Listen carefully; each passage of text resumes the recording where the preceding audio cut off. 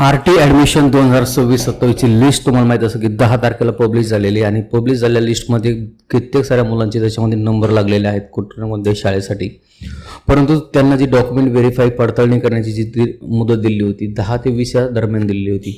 परंतु तुम्हाला माहीत असेल की जर आत्ता आपण जर वेबसाईटला जर समजा आपण चेक केलं तर भरपूर साऱ्या अशा ॲडमिशन आणखी पेंडिंग आहेत. तुम्हाला माहीत असेल की जेवढ्या मुलांचे सिलेक्शन झालेले होते त्या सिलेक्शन दरम्यान कितीतरी आत्तापर्यंत ॲडमिशन असं होणं अपेक्षित होतं.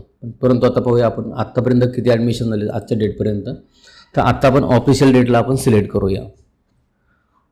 ऑफिशियल वेबसाईटला व्हिजिट करू आणि त्यामध्ये पाहू की आत्तापर्यंत ॲडमिशन किती झाले. तर तुम्हाला साईटचा असा इंटरफेस तुम्हाला पाहायला मिळेल. RT 2026-27 स्टेटस यावर तुम्हाला क्लिक करायचं आहे. याच्यामध्ये जिल्हानिहाय तुम्हाला यादी याच्यामध्ये पब्लिश केली जाते. त्याच्यानंतर तुम्हाला खालच्या बॉटम साईडला यायचं आहे. तुम्ही पाहू शकते RTसाठी वॅकन्सीज किती होत्या, सिलेक्शन किती झाले आणि वेटिंगमध्ये किती आहेत. वेटिंगमध्ये जवळजवळ 86,034 मुलं वेटिंगमध्ये आहेत आणि आत्तापर्यंत ॲडमिट झालेले आहेत 27,799. ऑलमोस्ट 28,000पर्यंत ॲडमिशन आत्तापर्यंत कंप्लीट झालेली आहेत.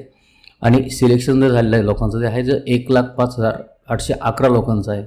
आत्तापर्यंत म्हणायचं गेलं तर 30% सुद्धा ॲडमिशन आणखी पूर्णपणे कंप्लीट झालेलं नाही आहे.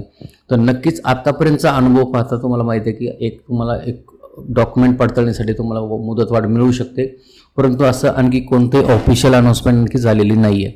तर यासाठी तुम्हाला काय करायचं आहे, आजच्या दिवशी वेट करायचं. आज तर 19 तारीख आणखी आहे एक दिवस. 19मध्ये आज तर संडेच होता, त्याच्यामध्ये कदाचित वेटिंग, त्यामुळे कदाचित पडताळणी समिती आज नसू शकते. त्याच्यामुळे तुम्हाला आहे फक्त उद्याचा एक दिवस आणि एक दिवसाचे असे होऊन तरी किती लोकांची त्याच्यामध्ये सिलेक्शन वगैरे किंवा पडताळणी केली जाणार आहे.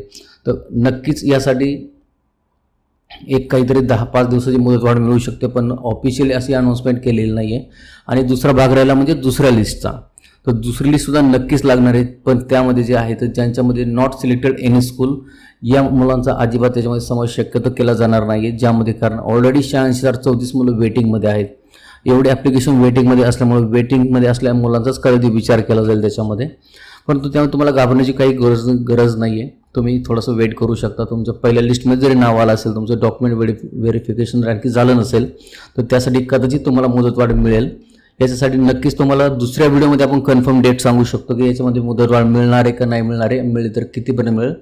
तर RT संदर्भामध्ये तुम्हाला काही जर तुमच्या मनामध्ये प्रश्न असतील तर नक्की आमच्या चॅनलला कमेंट बॉक्समध्ये तुम्ही विचारू शकता. आम्ही तुम्हाला त्याचा नक्कीच रिप्लाय देण्याचा प्रयत्न करू. आणखी काही RT संदर्भात माहिती हवी असेल तर आमच्या चॅनलला लाईक करा, शेअर करा आणि सबस्क्राईब करायला विसरू नका. धन्यवाद.